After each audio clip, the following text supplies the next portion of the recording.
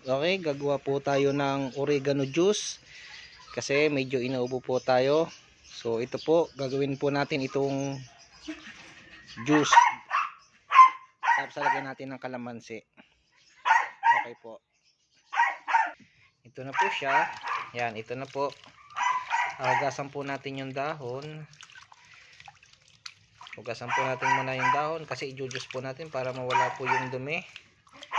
So kasi medyo may mga putik-putik, may mga lupa-lupa. So alsin po natin. Ayan, hugasan po natin.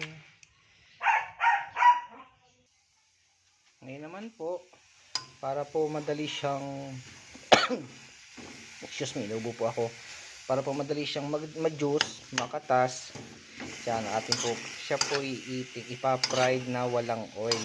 So para lang ano siya, lumambot yung dahon niya. So ganyan po ang ginagawa ko. Yan, para lambutin ko po siya. Halo-haloin ko lang. Basta yung lumambot lang po siya. Yung magdati ng kulay. Dapat po kasi ang kulay niya yan, maging ganito. Yan, ganito po yung kulay niya para malambot siya. Hintayin nyo lang po siya na magaling po yung kulay, maging dark green yung kulay, maging malambot po lahat ng dahon. Hintayin nyo lang po siya. Wala po yung oil, basta lang po pinapalambot yung dahon. Yan po siya. Ganyan lang po siya. Ayan, okay na po. Pwede na po siyang i-juice. Kaya malambot na po siya lahat. Ayan po, dudurugin ko na po siya para po mag-juice na siya. So, ganito lang pong ginagawa ko. Dinudurog lang. Dudurugin ko lang po siya. Kukutsarahin ko lang. Mamaya po yan, mag-juice na po yan. Kusa pong lalabas ang juice niya. Basta durugin lang siya ng durugin.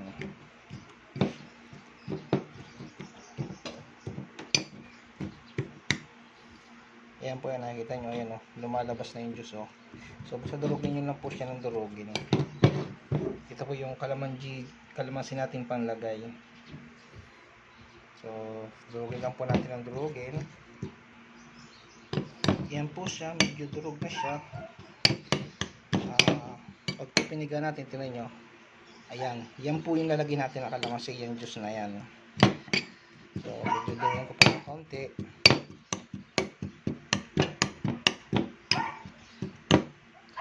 Bigyan po natin yon, wait lang.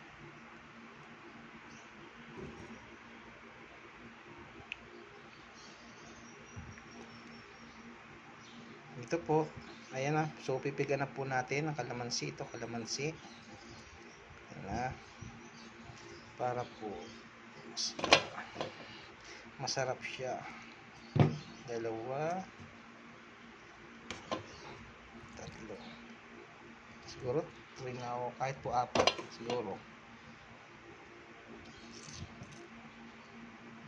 Yan po, oregano with kalamansi. Ayan,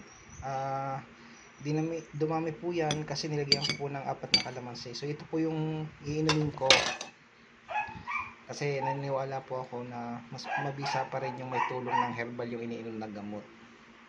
Pero pag po ang sakit ninyo talaga, hindi na kaya herbal, patingin po kayo sa doktor kasi alam niyo naman kahit po sa Bible nakalagay talaga noong pa naman meron na hong doktor. Ang sabi nga, ang may sakit ang nangangailangan ng doktor.